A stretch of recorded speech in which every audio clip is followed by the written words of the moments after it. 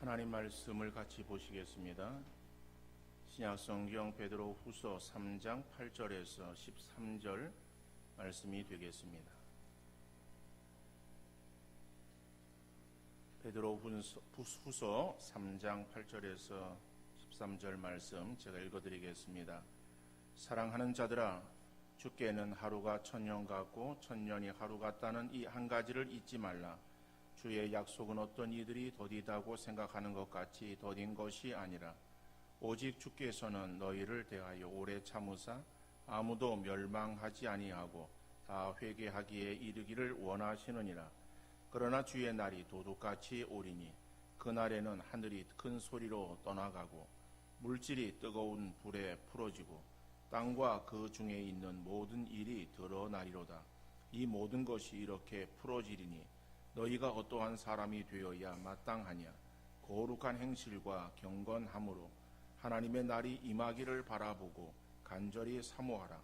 그날에 하늘이 불에 타서 풀어지고 물질이 뜨거운 물에 녹아지려니와 우리는 그의 약속대로 의가 있는 곳인 새 하늘과 새 땅을 바라보도다. 아멘. 라파엘이 저녁 노을 질 때에 집으로 돌아가고 있었습니다. 그때 한 여인이 밖에 나와서 퇴근하는 남편을 맞으려고 기다리고 있었습니다. 남편이 늘 걸어서 집으로 돌아오는 먼 길을 바라보는 그녀의 눈은 정말 아름다웠습니다. 그녀의 눈을 본 미술가의 감각이 발동되었습니다. 그는 제자에게 화선지를 가져오라고 소리를 질렀습니다. 그러나 그곳에 화선지가 있을 리가 없었습니다. 그는 마침 옆에 있던 화관 벽에 술통 뚜껑이 팽개쳐 있는 것을 보았고 그 술통 뚜껑을 가져다 주었습니다. 물론 물감도 없었습니다. 라파엘은 옆에 있던 숯덩어리 하나를 집어들었습니다. 그리고 술통 뚜껑 위에 남편을 기다리는 아름다운 여인의 모습을 정신없이 그려나갔습니다. 그렇게 해서 탄생한 그림이 역사상 그 유명한 모나리자입니다. 행복한 사람은 기다림이 있는 사람입니다. 연인을 기다리거나 친구를 기다리거나 가족을 기다리는 사람들을 보면은 기대와 설레는 마음을 가지고 있습니다. 그래서 기다림은 행복입니다. 오늘날은 인스턴트 시대가 되어서 사람들이 기다림에 대해서 익숙하지 않습니다. 모든 것들이 빨리 진행되어지기 때문에 더 빠른 것을 원하는 거예요. 그래서 커피 자판기에서 커피 한 잔을 빼는 그 시간이 얼마 되지 않지만 그 시간을 기다리지 못해서 자꾸 들여다보고 아니면 손을 넣었다가 뺐다가 하는 그러한 경우를 우리가 많이 볼 수 있고 또 경험했을 것입니다. 나무 한 그루 제대로 자라려면은 50년, 100년이 지나야 합니다. 어떤 나무들은 수백 년 이상 되어져야 정말 그 나무에 귀한 진가를 드러내는 그러한 나무들도 있습니다. 사람들이 즐겨 먹는 꿀 한 숟가락, 별것 아닌 것 같지만 꿀벌이 4200번의 꽃을 왕복하면서 얻은 것이라고 하죠. 명작은 기다림의 선물입니다. 베토벤은 최소한 하나의 곡을 12번 이상 다시 썼다고 합니다. 하이드는 천지창조를 800번이나 작품을 써본 후에야 만들어냈다고 합니다. 레오나르도 다빈치는 그의 걸작 최후의 만찬을 8년 동안 무려 2000번이나 스케치를 했다고 합니다. 이러한 기다림은 우리의 신앙생활 역시 마찬가지입니다. 그래서 신앙생활은 기다림의 여정이라고 말할 수 있습니다. 아브라함은 하나님의 약속을 얻기 위해서 25년을 기다렸어요. 모세는 하나님의 쓰임받기 위해서 40년을 기다렸습니다. 그런데 이 세상에서 가장 행복한 기다림은 어떤 것인가? 바로 그것은 예수님이 다시 오신다는 재림을 기다리는 것입니다. 내일은 우리의 죄를 구원하시기 위해서 하나님께서 그 아들 예수님을 인간의 몸을 입혀 이 땅에 보내주신 성탄절입니다. 예수님이 아기로 이 땅에 오셨을 때에 유대인의 왕이 나셨다는 동방 박사들의 소식은 예루살렘 성을 소란하게 했습니다. 유대인들은 메시아에 대한 강한 소망이 있었습니다. 예수님이 공생의 때에 하나님의 나라 복음을 전하시면서 여러 가지 이적들을 행하실 때에 사람들은 이 사람이 진짜 우리가 기다리던 메시아인가 궁금함을 가지고 예수님께 나아왔고 여러 가지 면으로 살펴보았습니다.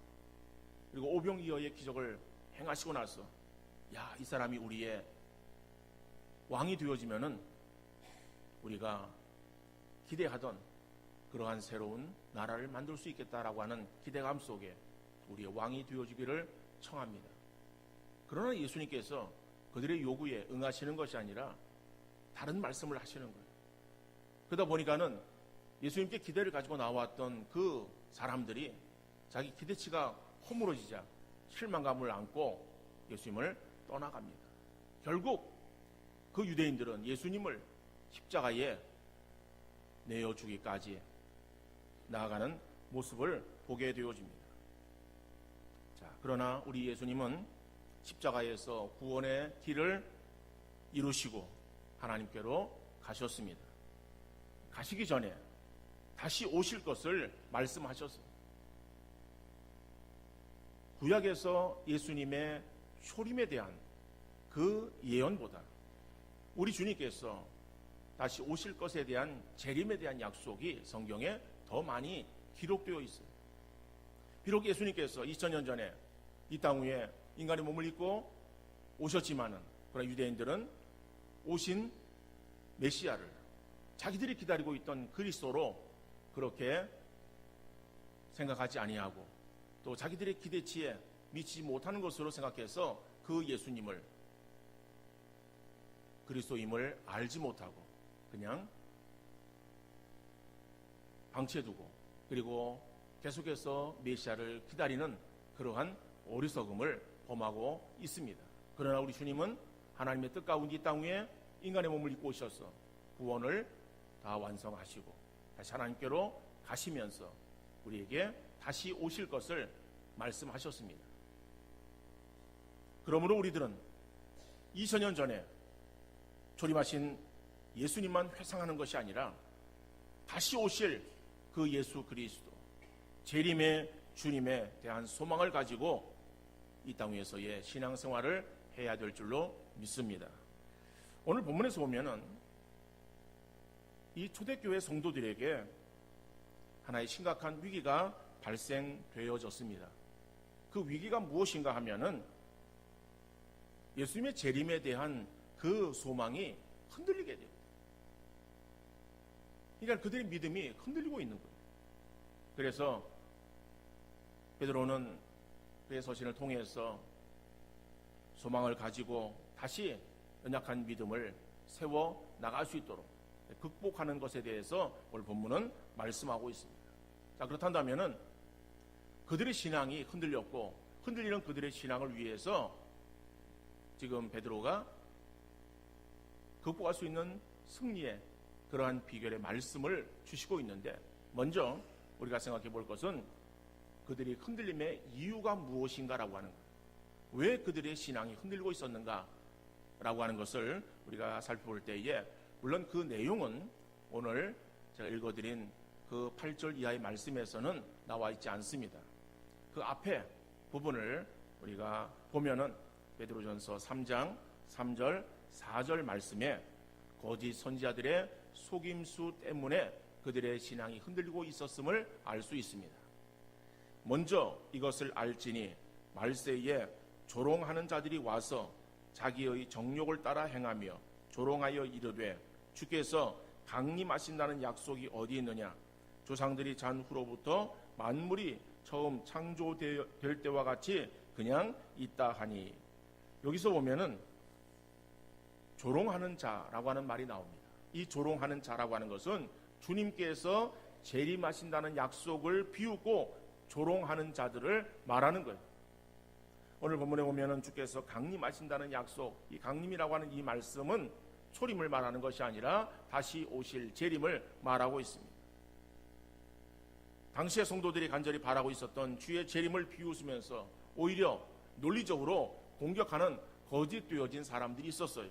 그들은 조롱하는 말로 주의 재림의 징조가 어디에 있느냐, 우주 만물이 변화없이 그대로 있는 것처럼 앞으로도 그대로 있을 것이다. 그러니까는 주의 재림은 그저 사람들이 만들어낸 이야기다 라고 하는 말로 사람들을 미혹하는 거예요. 그러한 미혹의 소리에 신앙이 약한 사람들은 그 소망이 흔들리게 되었어요. 여러분, 그러나 우리가 아무리 부인하고 싶어도 종말은 분명 우리 앞에 놓여 있는 사실입니다.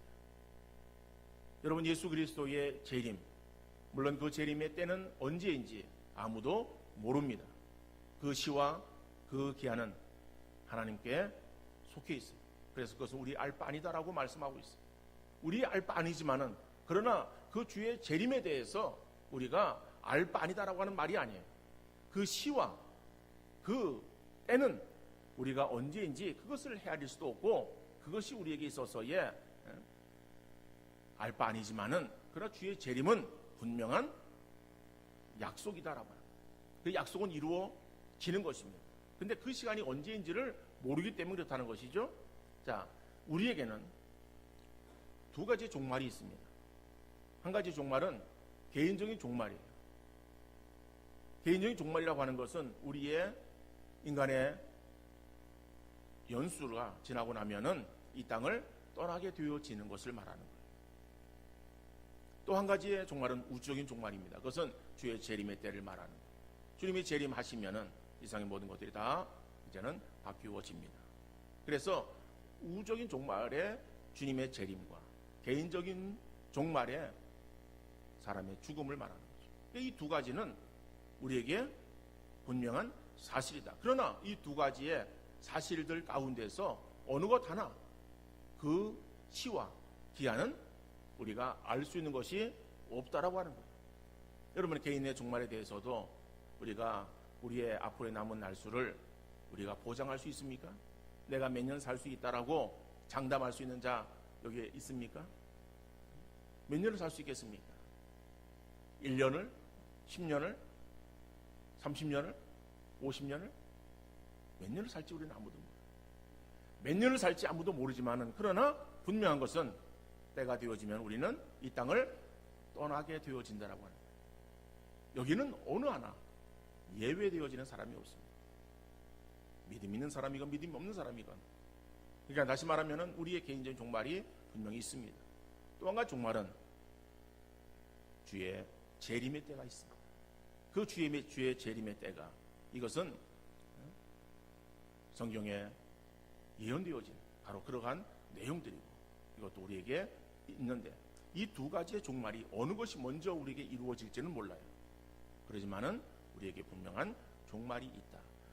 예수님의 재림의 종말의 때 이전에 내가 먼저 하나님의 부름받아서 이 땅을 떠난다 할지라도, 그리고 그 뒤에 주님의 재림이 이루어진다 할지라도, 우리의 시야는 이 땅에서의 개인적인 그러한 그 종말을 맞이할 때까지의 삶을 살았던 그 시간이 우리에게 주어지는 시간 아니겠습니까? 그리고 주의 재림에 우리의 개인적인 종말 이전에 이루어진다고 할지라도 어떻든 간에 그때가 되어지면은 남은 그러한 그 생애를 육신 입고 사는 것이 아니라 변화되어진 그러한 이 변형체의 모습으로 살아가는 거예요. 그러니까 우리가 우리의 개인적인 종말이 예를 들어서 훨씬 더 많이 남아있다 할지라도 주님의 재림의 때가 더 임박해서 이루어진다고 하면은 그때가 우리의 종말이 돼요. 그러니까는 종말은 우리가 분명히 이루어지는 사실이기에 우리가 이 종말을 바라보면서 준비하는 그러한 지혜로운 우리 성도들 되어지기를 간절히 바랍니다. 자, 그런데 초대교회 성도들은 바로 그러한 이 주의 재림에 대해서 조롱하는, 없다라고 비웃는, 비난하는 그러한 소리에 그들의 믿음이 흔들렸다라고 해요. 두 번째로 당시 성도들의 직면한 환난과 핍박 때문에 그렇습니다. 그들 때문에, 그 어려움 때문에 그들의 신앙이 흔들렸던 거예요. 또 우리가 초대교회의 그러한 상황들을 우리가 간간히 어떠한 예화를 통해서든지 아니면 설교의 내용들 가운데서 나오는 그러한 말씀들을 통해서 우리가 알고 있는 내용들일 거예요. 초대교회 성도들이 얼마나 핍박을 당했고 어려움을 당했는가. 그 당하는 환난이 오늘 우리가 이 땅 위에서 당하는 신앙의 핍박과 비교할 수 있는 것인가 하면 그렇지 않다라고 합니다. 마치 그들이 당했던 그러한 그 핍박을 우리가 들으면서 우리는 북한의 지하교회 성도들의 그 생활들을 우리가 비교할 수가 있을 것입니다. 북한 선교를 하시는 분들 그리고 탈북자들의 그러한 어떤 증언들을 들어보면은 신앙생활을 한다고 하는 것이 단순하게 그저 이웃에서 따돌림 당하고 어떤 무슨 뭐 경쟁이 좀 어려움이 온다든지 아니면 사람들의 그저 비웃음에 그러한 정도로 끝나는 것이 아니라 자기의 생명을 내어놓아야 신앙생활을 할 수 있는 그런 환경이 지금 북한 지하교회의 성도들의 모습 아니겠습니까? 바로 그러한 그 힘들고 어려운 그러한 이 상황이 바로 초대교회 성도들에게도 동일하게 있었던 내용들이에요. 초대교회의 기독교는 313년에 콘스탄틴 황제가 기독교를 로마의 국교로 승인하게 되어집니다. 그러면은 300년 동안은 기독교가 어려움 가운데 처해 있었어요. 마치 북한의 지하교회처럼 그렇게 숨어서 신앙생활을 하는 그러한 상황이었던 것입니다. 그 300년의 그러한 그 신앙생활에 여러 가지 핍박과 어려움이 있었지만은 더 극한 어려움의 때를 우리는 10대 박해라고 그렇게 초대교회사에서 말하고 있습니다. 다시 말하면 10명의 그러한 더 극악한 황제들이 일어남으로 인해서 기독교를 탄압했던 그러한 때가 있었어요. 우리가 잘 알고 있는 그러한 황제 가운데서 네로라고 하는 황제가 있지 않습니까? 그 네로 때는 기독교가 더 핍박을 당했을 때예요. 네로는 정치적인 이상자였어요. 그래서 그는 로마 시내에 방화를 합니다. 불을 지르는 거예요. 그 불타는 로마 시내를 바라보면서 쾌감을 느끼는 거예요. 결국에 원로원에 수웅이 들어옵니다. 그러다 보니까는 그 방화범의 그 주역을 기독교인으로 화살을 돌립니다. 그러다 보니까는 그리고 나서 기독교인들에게 더 심한 박해를 가하게 되어지는 거예요. 그래서 그들은 잡혀서 짐승의 그러한 먹이로 아니면은 싸움하는 그러한 그 원형 경기장에서의 그러한 죽음으로 뭐 여러 가지 그러한 그 모양으로 그들이 어려움을 당하게 되어집니다. 그런 어려움 가운데서도 신앙을 잃지 아니하고 신앙생활을 했던 거예요. 근데 그러한 사람들이 다 초대교회 그리스도인들이 그러한 신앙생활을 했는가 하면은 그러한 신앙이 어려움들이 있을 때에 신앙이 약한 사람들은 자연히 흔들릴 수밖에 없었다라고 하는 것이죠. 우리 주변에도 보면은 믿는다고 하면서도 신앙의 인생의 위기가 찾아올 때에 희망을 한순간에 잃어버리고 신앙을 등지는 그러한 사람들을 우리가 볼 수 있습니다. 여러분, 그러나 우리에게 신앙의 위기가 찾아올 때, 우리의 삶의 위기가 찾아올 때 신앙을 가지고 오히려 이것을 잘 참고 견딜 수 있기를 바랍니다. 그래서 우리 인생의 위기는 오히려 좋은 기회가 될 수 있는 거예요. 어떤 기회가 되느냐? 다시 말하면 우리가 위기를 만날 때에 그 위기를 통해서 새로운 소망을 바라볼 수 있게 되어집니다. 그 위기를 통해서 우리는 더욱더 주님을 붙잡고 기도함으로 인해서 우리의 신앙이 한 차원 더 높아질 수 있는, 더 성숙해질 수 있는 그러한 기회가 될 수 있다라고 하는 사실을 우리가 잊지 마시기를 바랍니다. 그래서 우리가 어려움이 올 때에 그 어려움 그 자체만을 바라보는 것이 아니라 오히려 그 어려움을 우리를 연단하시는 하나님께서 사랑 기회로 우리가 생각하시고, 오히려 그것을 우리가 더욱더 믿음으로 잘 참아 견디는 그러한 믿음의 성도들이 되어질 수 있기를 간절히 바랍니다. 자, 그러면은 이러한 초대교회에 그 성도들이 거짓 되어진 자들의 그러한 어떠한 조롱하는 말들, 비난하는 말들로 인해서 신앙이 흔들렸고, 또 그들의 환경들로 인해서 신앙이 흔들렸어요. 흔들리는 그들의 신앙에 있어서 오늘 본문은 그들에게 있어서 이길 수 있는 그러한 그 비결을 말씀하고 있습니다. 그래서 신앙의 흔들림에서 승리할 수 있는 비결이 무엇인가? 그 비결의 첫 번째로는 기다리라는 것입니다. 우리가 신앙생활을 행할 때에 가장 중요한 그런 요소가 무엇인가 하면은 기다림이에요. 너무 우리의 어떠한 사회에 돌아가는 그 현상을 따라서 우리 조급한 마음을 가지고 신앙생활을 행하는 것이 아니라 우리가 참고 기다리는 우리의 신앙의 자세가 필요한 줄로 믿습니다. 오늘 보면 8절 말씀 보면은 사랑하는 자들아 주께는 하루가 천년 같고 천년이 하루 같다는 이 한 가지를 잊지 말라.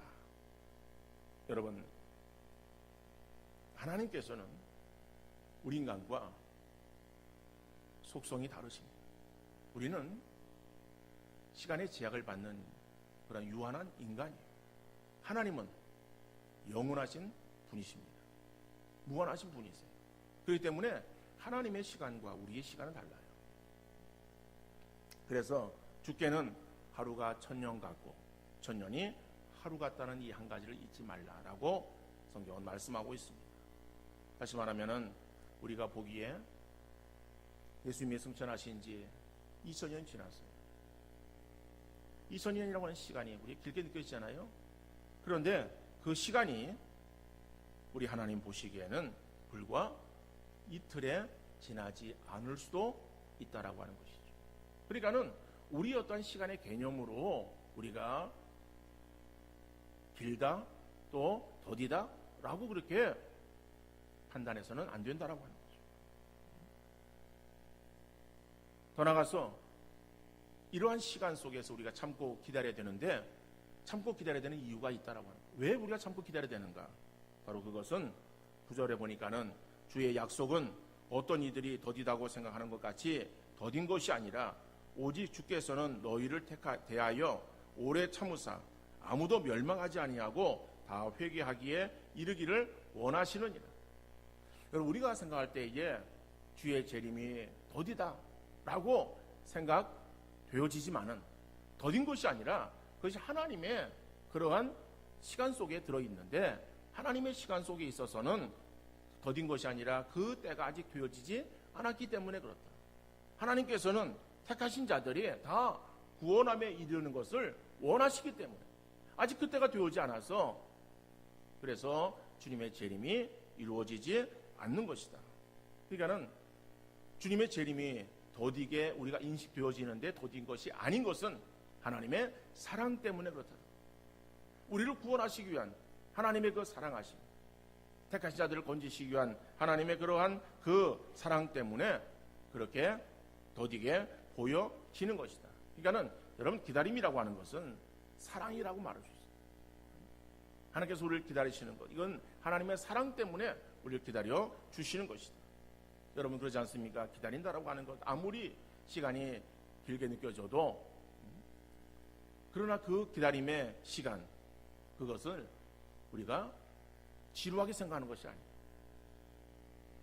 왜 그런가 하면은 그 시간이 지나고 나면은 다시 만난다라고 하는, 만남의 즐거움이 더 크기 때문에 기다리는 거예요.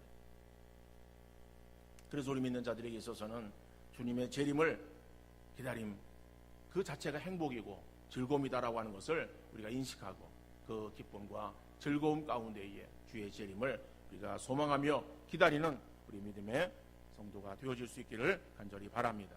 두 번째로 준비하라는 거예요. 우리가 주의 재림을 준비하고 있어라라고.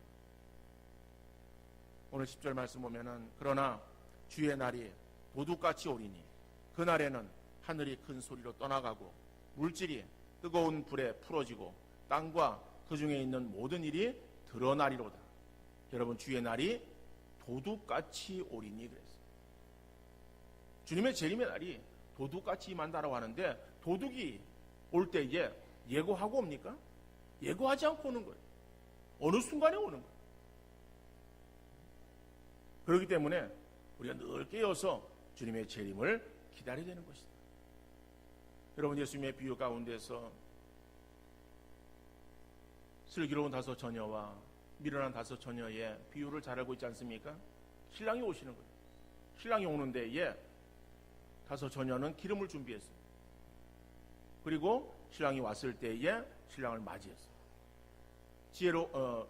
미련한 5 처녀는 기름을 준비하지 아니하고 졸면 자다가 신랑이 왔다라고 하는 그런 소리에 기름을 준비하려고 허둥지는 거예요. 그럴 때 이미 문이 닫혔어요. 여러분, 우리가 주의 재림을 우리가 늘 준비하고 있어야 되는 것이지, 세상에 취해서 세상 속에서 우리가 세상을 바라보며 살아가다가 주님의 재림에 임했을 때에 그때 주의 재림에 대한 준비를 하려고 한다는 것은 어리석은 그러한 모습이죠. 자, 그럼 우리가 어떻게 준비해야 되는가? 오늘 11절 말씀 보니까는 이 모든 것이 이렇게 풀어지리니 너희가 어떠한 사람이 되어야 마땅하냐? 거룩한 행실과 경건함으로. 다시 말하면은 주의 재림을 준비하는 사람들은 이 땅 위에서 어떻게 준비해야 되느냐? 경건과, 그렇죠? 거룩으로라고 하는 거예요. 여기서 거룩한 행실, 그 다음에 경건함, 이건 같은 의미의 말이에요. 같은 의미로 생각하면 됩니다. 그러니까는 거룩하다라고 하는 것은 구별되어진 것을 말하는 거죠. 다시 말하면 이 세상에 살아가지만 세상과 구별되어진 그러한 삶을 살아가는 거예요. 세상은 악합니다. 악한 세상에 우리가 악에 물들지 아니하고 악에서 벗어나서 우리가 선한 그러한 하나님의 뜻을 이루며 살아가기를 힘쓰는 그런 그 모습으로 살아가는 우리의 삶의 그러한 자세를 말하는 거예요. 물론 우리가 완전하게 거룩할 수는 없습니다. 그러나 거룩을 향해서 우리가 나아가고 힘쓰는 그러한 우리의 삶이 되어야 하는 거죠. 그래서 바울은 디모데에게 어떻게 권면하는가 하면은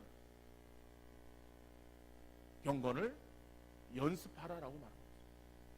그러니까 경건은 저절로 이루어지는 것이 아니에요. 시간이 지나면 이루어지는 것이 아닙니다. 내가 신앙생활을 오래 했다고 해서 자연스럽게 경건함이 우리의 몸에 배는 것이 아니에요. 시간이 지나서 경건함이 우리 몸에 배었다라고 하는 것은 경건의 형식이 배는 거예요. 경건은 형식이 아닙니다. 경건은 능력이에요. 그렇기 때문에 그 능력은 연습해야 되는 거예요. 주님을 닮아가기 위해서, 그리고 세상 속에서의 죄악을 벗고 그리고 말씀대로 살기 위해서 힘쓰는 그러한 우리의 삶의 모습을 이루기 위해서 부단히 노력하는 그러한 그 우리의 삶 속에 우리의 경건이 하나하나 만들어지고 빚어지는 거예요. 바로 그러한 거룩과 경건의 모습으로 우리가 주님의 재림을 준비하는 믿음의 성도 되어질 수 있기를 간절히 바랍니다. 세 번째로는 바라보는 것. 바라보라라고. 오늘 13절 말씀 보니까는 우리는 그의 약속대로 의가 있는 곳인 새 하늘과 새 땅을 바라보도다. 여러분, 새 하늘과 새 땅, 이게 뭡니까? 이게 신천지야. 이게 신천지. 그러니까 우리가 뭘 바라봐야 돼요? 신천지를 바라보는 거예요. 이렇게 이야기하면은 이상한 사람 취급당해요. 왜요? 신천지라는 이단 때문에. 신천지의 이단은 우리가 배격해야 돼요. 그 잘못 이어진 그러한 이단입니다. 그러나 주님이 이 땅에 오셔서 이룰 그 새하늘과 새 땅, 이게 신천지야. 이 새하늘과 새 땅을 우리가 소망하는, 바라보는 그러한 우리의 믿음이 있어야 될 줄로 믿습니다. 여러분, 그때는 세상의 어떤 곳과 비교할 수 없는 바뀌어지는 것, 변화되어지는 것, 주님이 함께하는 그러한 하나님의 나라예요. 그렇기 때문에 우리가 이 하나님의 그러한 주님이 오셔서 이루실 그 하나님의 나라를 우리가 늘 믿음으로 바라보며 소망하는 우리의 믿음의 삶이 되어질 수 있기를 간절히 바랍니다. 이러한 그 믿음을 가지고 나가는 우리의 삶은 우리가 소망 가운데 살아갈 수 있어요. 우리가 힘들고 어려워도 그 주님의 재림을 소망하는 믿음을 가지고 나갈 때에 그 모든 것들을 이겨나갈 수가 있어요.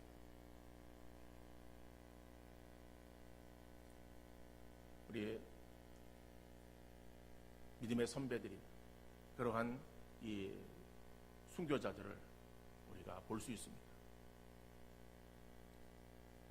우리나라에서도 일제 때, 6.25 때 이 순교하신 그러한 그러한 분들이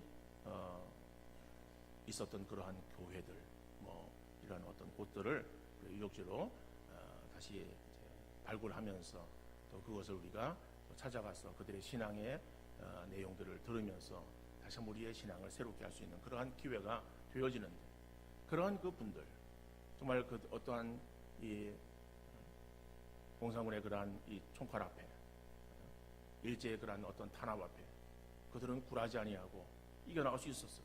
그 이겨나갈 수 있었던 그러한 그 원동력이 어디였었는가 하면은 바로 재림에 대한 신앙을 가지고 있었기 때문에 그들은 이겨나갈 수 있었고 믿음에 승리할 수가 있었다라고 합니다. 오늘 우리 가운데 그러한 죽음의 위협이 없어요. 그러지만은 우리가 이 땅 위에서 오히려 사단은 우리를 더 나태하게 만들어요. 모든 것이 편해지게 만들어요. 모든 것이 수월하게 만들어요.